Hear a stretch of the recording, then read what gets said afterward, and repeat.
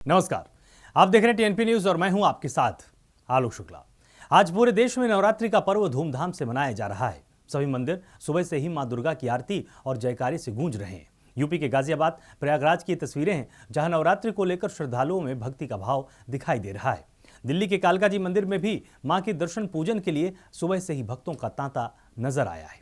चौथी तस्वीर मुंबई की है जहां नवरात्रि के पहले दिन मुंबा देवी मंदिर में आरती की गई है और दूर दराज से आए श्रद्धालु आरती में शामिल हुए हैं और पूजा अर्चना की गई है।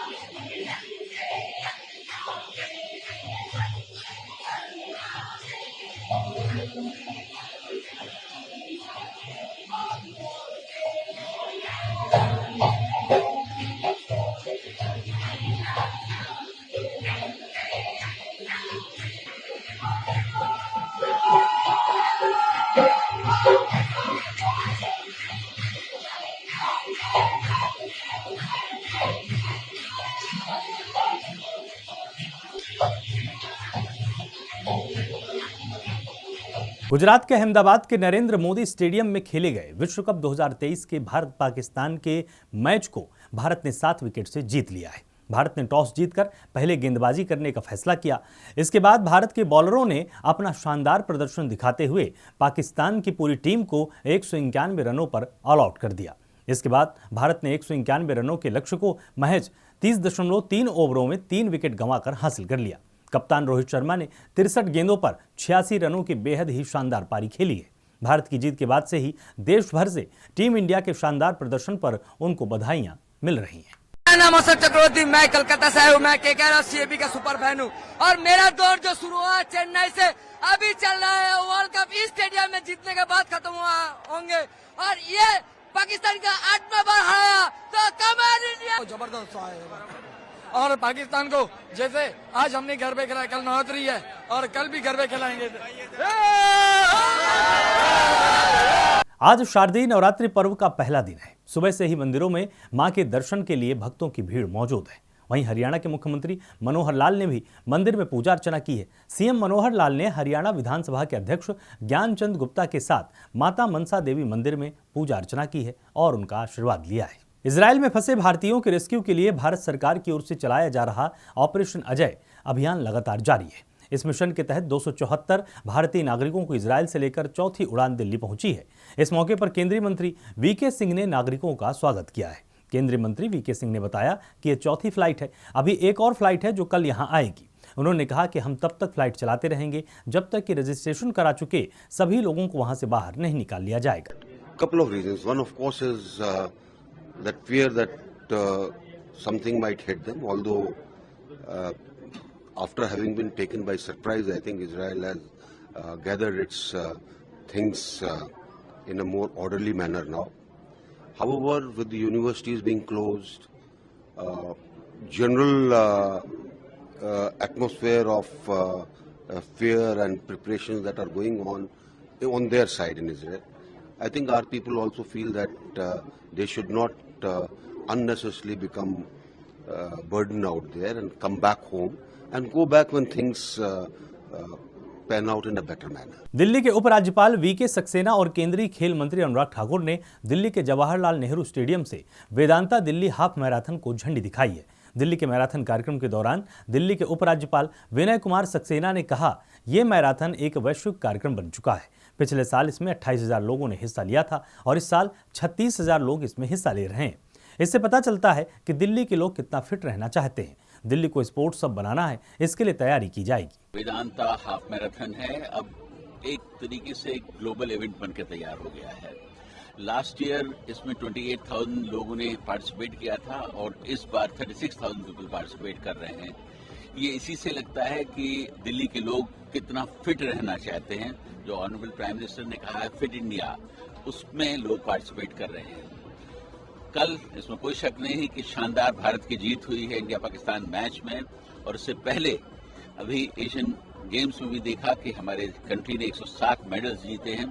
तो अब ये कैचअप कर रहा है और दिल्ली को एक स्पोर्ट्स हब बनाना है, इसके लिए पूरी तैयारी की जाएगी और इस तरीके के इवेंट्स दिल्ली में होते रहने चाहिए, जिससे कि लोगों के अंदर एक भावना आए कि हमें खेलना है, हमें कूदना है, हमें फिट रहना है, और ये फिट रहने का सबसे बड़ा तरीका है। दिल्ली हाफ मैराथन पर दिल्ली की मंत्री आतिशी ने कहा कि मुझे लगता है कि स्पोर्ट्स और फिटनेस को आगे बढ़ाने के लिए ये बहुत ही महत्वपूर्ण चीज है।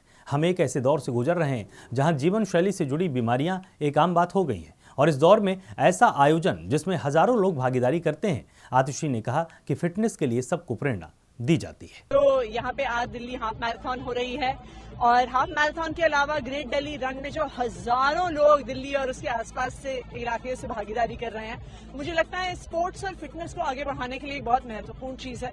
हम एक ऐसे दौर से गुजर रहे हैं जहाँ पे लाइफस्टाइल डिजीजेस, चाहे कोलेस्ट्रॉल हो, बीपी हो, शुगर हो, एक बहुत आम बात हो गई है। तो इस दौर में ऐसा इवेंट, ऐसा स्पोर्ट्स इवेंट जिसमें हजारों लोग भागीदारी करते हैं, मुझे लगता है फिटनेस के लिए, अपनी हेल्थ को बेहतर बनाने के लिए सबको प्रेरणा देता है। छत्तीसगढ़ के उप मुख्यमंत्री टीएस सिंहदेव चुनावों को देखते हुए तैयारी तेज कर चुके हैं। इसी कड़ी में टीएस सिंहदेव ने तैयारियों को मजबूत करते हुए कहा कि मैं कांग्रेस हाईकमान का बेहद आभारी हूं। हमने 5 साल पहले जो काम शुरू किए थे उसे जारी रखने की कोशिश करेंगे। उन्होंने कहा कि नई चीजें करनी होंगी और इन सभी लक्ष्यों को हासिल करने के लिए हम अवसर मांगने वाले हैं। नवरात्र की बहुत बहुत बधाई, शुभकामनाएं आप सभी को, सभी दर्शकों को।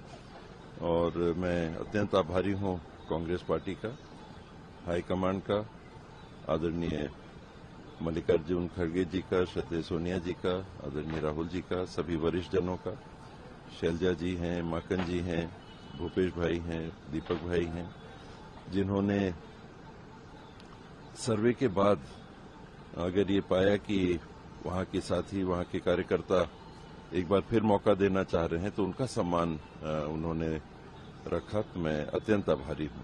नए चेहरे को मौका दिया गया जी, नए पुराने हैं और ऐसे ही हैं, ऐसे ही चलता है।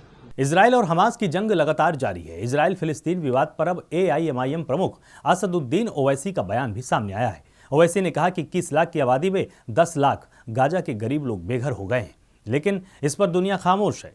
ओवैसी ने कहा 70 साल से इजराइल कब्जाधारी है, लेकिन किसी को कब्जा नजर नहीं आता है, किसी को अत्याचार नजर नहीं आता है। 21 लाख की आबादी में 10 लाख बेघर हो चुके हैं और ये जालिम इजरायली हुकूमत चाहती है कि इन तमाम गाजा के लोगों को खाली करा दिया जाए और उसको सिक्योरिटी जोन बनाकर इनको सीनाई के सहरा में ले जाकर छोड़ दिया जाए। कोई दुनिया खामोश है, सन्नाटा है। अरे जिसने मारे उनको देखो, मगर इन गाजा के गरीबों ने तुम्हारा क्या बिगाड़ा था? मीडिया में एक तरफा रिपोर्टिंग कि ऐसा हुआ, वैसा हुआ, फुला हुआ। अरे कभी तुमने देखा 70 साल से इजराइल ऑक्यूपायर है, इजराइल ऑक्यूपायर है, फलस्तीन ऑक्यूपाइड टेरिटरी है। ऑक्यूपेशन तुमको नहीं दिखता, जुल्म तुमको नहीं दिखता। फिलहाल के लिए इतना ही। आप लगातार जुड़े रहिए TNP न्यूज के साथ। नमस्कार।